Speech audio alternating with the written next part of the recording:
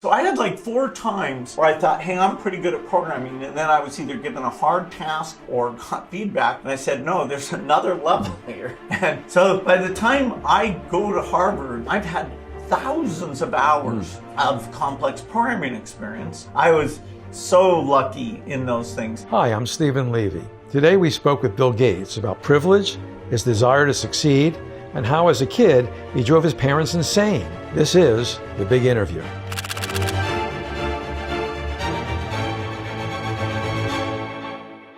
I know that you have been thinking about doing a first-person book, some sort of autobiography, for many, many years. I talked to you about it like 30 years ago, maybe. Why do that now? I hired Rob Guth to help me dig out all the old facts, get the report cards and go talk to all of my friends and colleagues from early days. So yes, it's a project we've been working on for some time. It was only about 18 months ago that we decided taking this first phase of my life, about 25 years, right as I start Microsoft, in doing a book, where my parents, my upbringing, the luck of what I was exposed to, that was the whole story. And once that idea came up, I got quite enthused about it because, we weren't getting into the current stuff where there's still a lot not figured out. I mean, the foundation's goals are ongoing.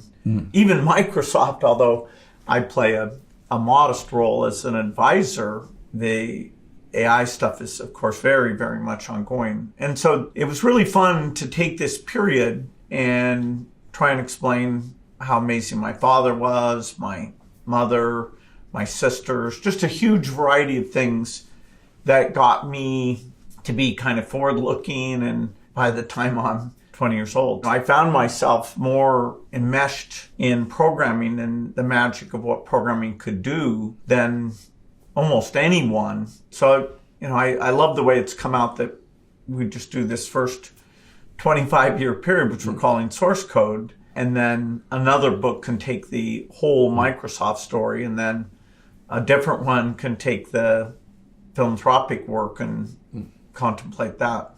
Well, by doing that, by breaking that out, it becomes like way more personal than anything that we've seen from you. People like me have been pounding you, asking you questions. When can it be self-reflective? And and you've done it here. I know that you admire the Agassi book by J.R. Moringer. I don't know whether you considered him to be a co-writer. Is that a thought you might have? No, we had our team pretty early on, but that's a great book. But you, in a way, went on there and you held a mirror to yourself. This is very much a Bildungsroman, like a coming-of-age story. And sometimes the mirror didn't portray such a flattering image, did it? I had my ups and downs. I had conflicts with my parents. I was using Harvard computer time and they were confused about what I was doing. The first customer we had, MITS, we had a complex contract. We ended up in a dispute, surprisingly, with them. My relationship with Paul is a very central piece of how Microsoft comes together. And, Paul and I are working together super well and then disagreeing. So yes, between my parents and Paul, and I had a lot of uncertainty, even though the software thing, there were many experiences that made that just such a unique thing that, wow, why do I see this when other people don't see it? But yeah, it's hopefully a very human story. It's not immaculate conception.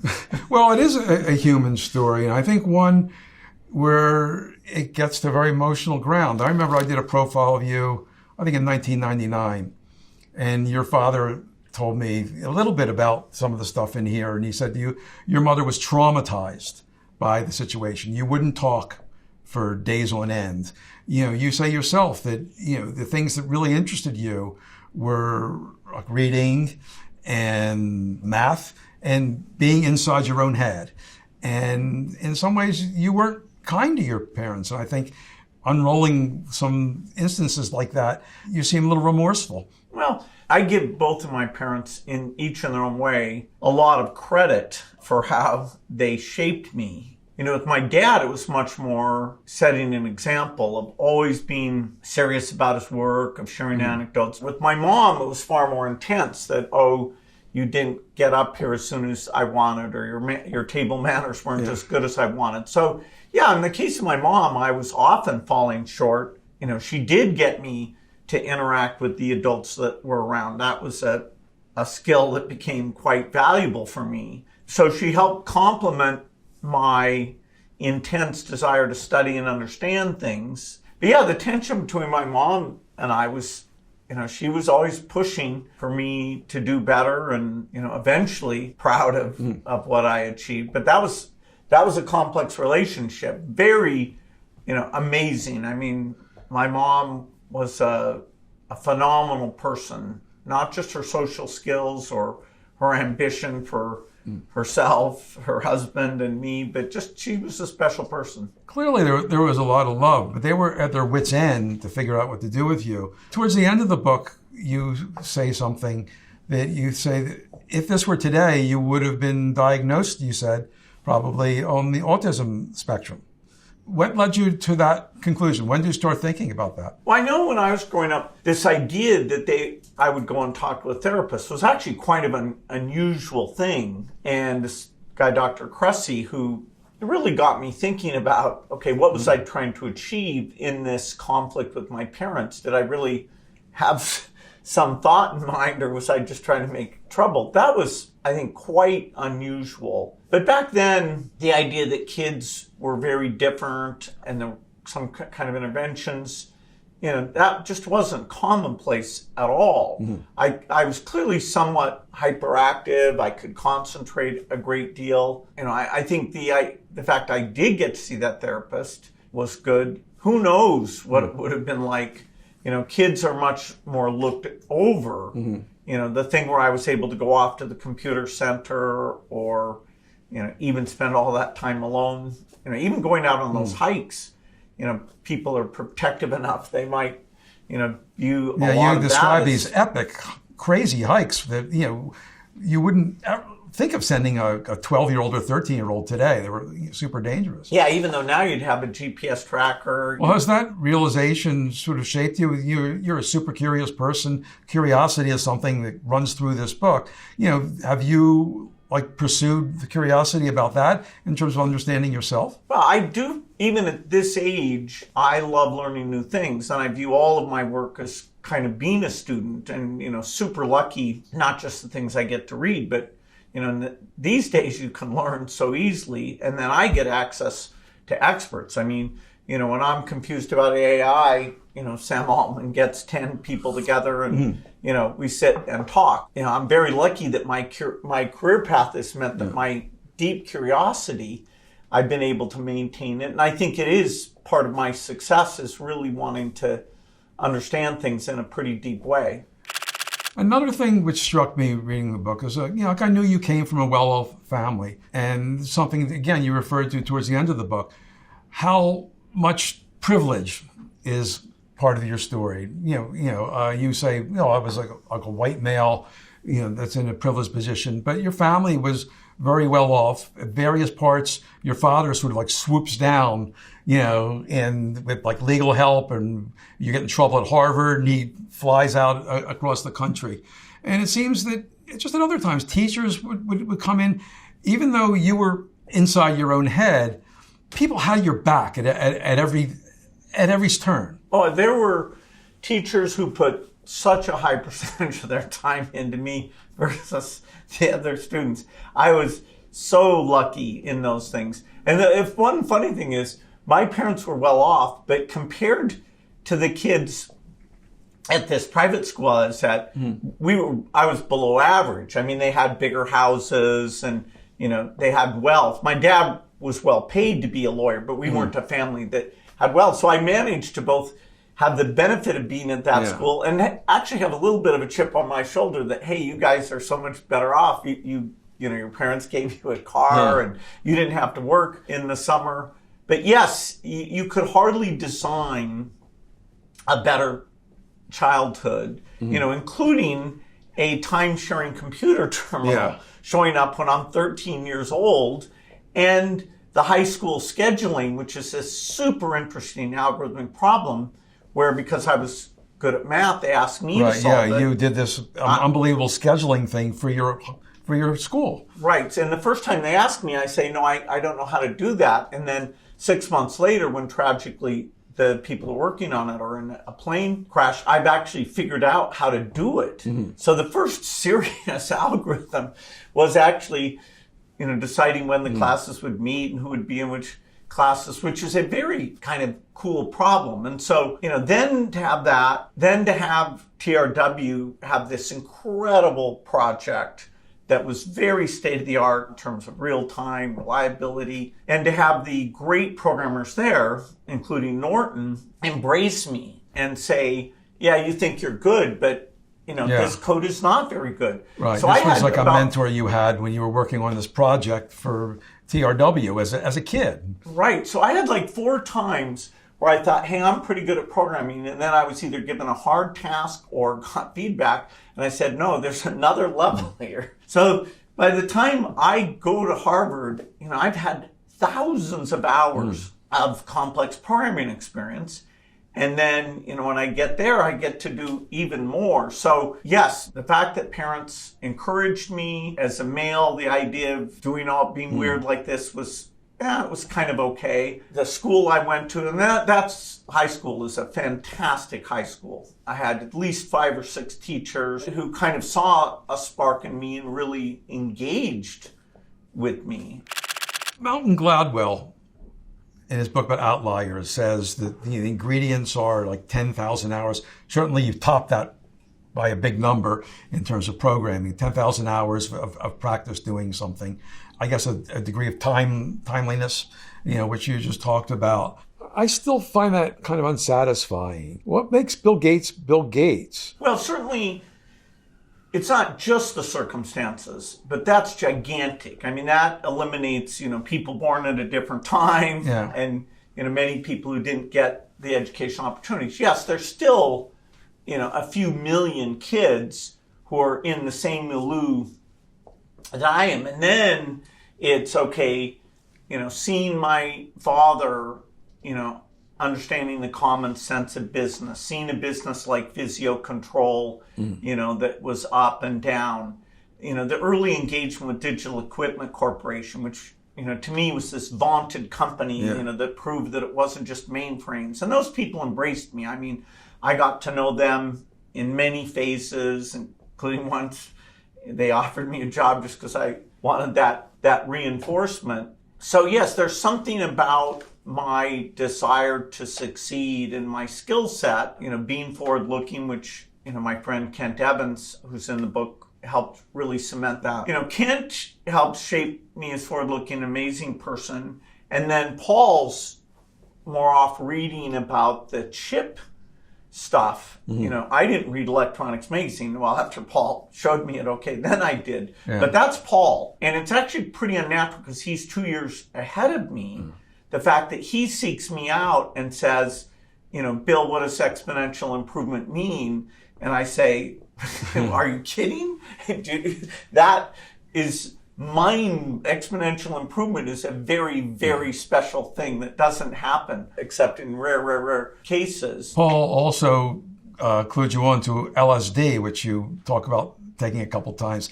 Steve Jobs would always say that was like the formative experience and helped to open up the gates of design in his mind. I don't get that impression that you felt that to be, a life-changing experience.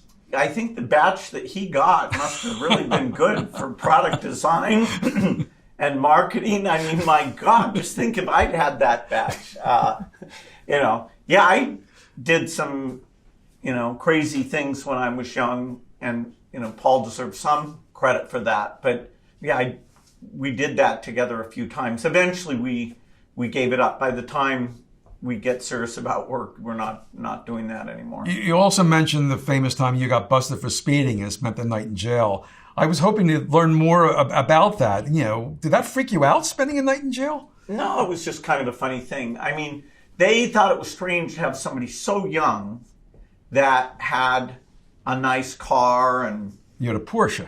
What was the story with this kid? Was I a drug dealer or something? That I clearly didn't fit their normal pattern. And, we kept enough cash around that Paul was able to come down and bail me out. But it took him a few hours to get together. So yeah, there's a famous mugshot of me in Albuquerque because I got pulled over and didn't have my license. In the end of the book, you say that sometimes you look back and wish you were back again where you were when you were 13 years old and just like learning about everything.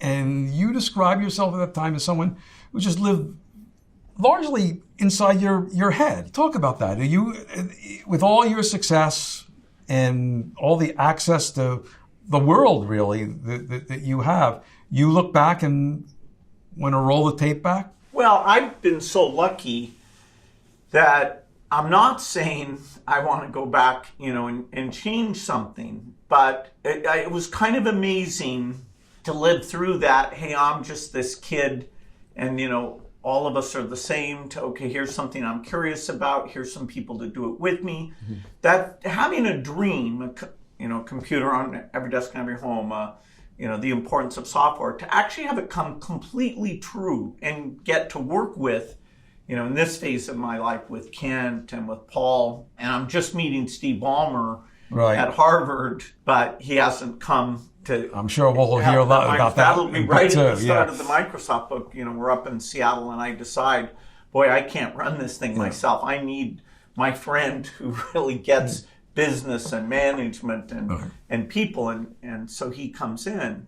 So it was so magical and so incredible that I do kind of miss that wonderful thing where the whole thing was in doubt. There were days when I thought, oh, we are so messed up and other people are ahead of us and who do we think we are to have these wild dreams, and yet step by step we build this incredible group of people. It's interesting. The book again is a coming of age story, but you talk about you look back and say how much we are shaped by who we are, and we are like who we are. You talk about saying, boy, I think somewhat remorsefully saying, I was like a smart aleck in school, and and that wasn't a smart thing to do. And you talk about being, pushing back about everyone, and it made me think really the way you behaved at your deposition. Being a smart aleck there, and you think I was a smart aleck? That lawyer now, that's a smart aleck. Not recalling the specifics of the interview is that it's very unlikely I would make a statement like that without some common understanding between myself and the reporter of what that term, which out of context is incredibly ambiguous, what it meant in the context of her series of questions. And just to be sure I understand it, what you're saying is that you don't remember what the definition was, and you don't even remember that there was a definition, but you believe there must have been a definition or you wouldn't have been using these words. Is that fair? There must have been a common understanding. I wouldn't say a definition. There's a certain clever boy, shortcut use of sarcasm that, allows you to communicate efficiently. It can be kind of funny. And yes, that whole kind of sparring that, sitting at night at Harvard talking to each other, that kind of dialogue doesn't work when you're managing people. Yeah. Or even my skill of procrastination, which at Harvard, that was my personal position, was, I don't work on these classes till late. Yeah. So there's a lot of habits of being a young, trying to be a cool, maybe not succeeding, but trying to be a cool student, that I actually had to break those habits. Procrastination, being super clever and kind of sarcastic, tearing somebody's argument apart. I mean, yes, the underlying skill is actually worthwhile, but knowing not to deploy it as the, kind of go-to approach, which when I was a student, was kind of my whole way of engaging with other people. We have the one anecdote in there where I told this professor how wrong he was, and I was just so certain of myself. And you were wrong. And then 5 minutes after I attack him, I realize, oh God, there's a reason why it actually comes back, and his thing was completely right, and I was completely wrong. That was a helpful experience because the guy was so nice about it, and I was so out of line. One final question. Do people really change? No, I think you moderate and you become wiser and you grow. But the idea of, am I still pretty much that same kind of hyperactive, curious, maybe I can figure this out that other people can't figure out. And if I do figure it out, what am I going to do about it? Who do I work with on this? I'm still 95% that same person. Bill, thanks so much for doing the big interview. Thank you.